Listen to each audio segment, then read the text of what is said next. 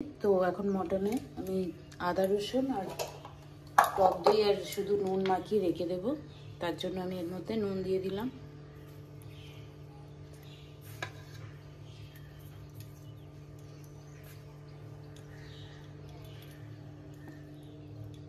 আদা রসুন পেস্ট দিয়ে দেব।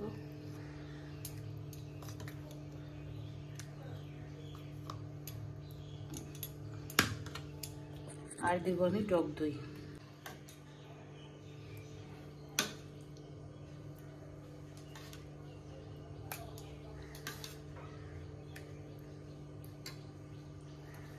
এটাকে আমি ভালো করে মাখিয়ে আধা ঘন্টার মতো রেখে দেব।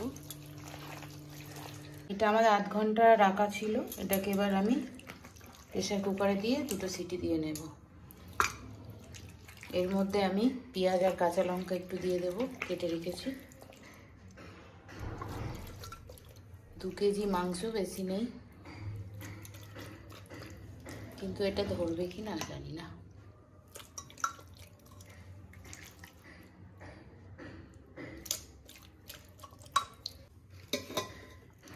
এর মধ্যে আমি পেঁয়াজ দিয়ে দেব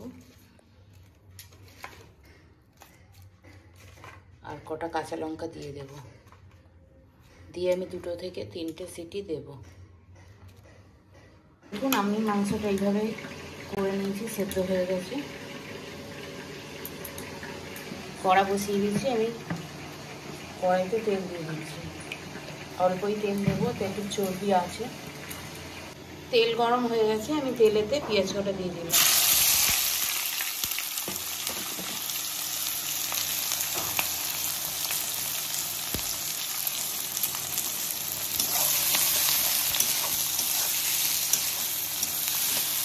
পেঁয়াজটা আমাদের হালকা ব্রাউন হয়ে গেছে, আমি এর মধ্যে এই মটন সেদ্ধটা ঢেলে দেব।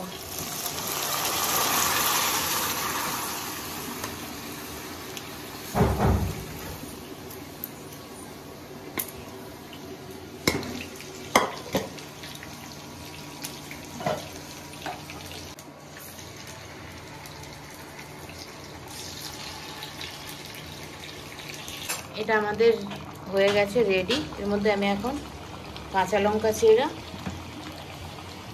আর গোলমরিচ 1 চামচ দিয়ে দেব।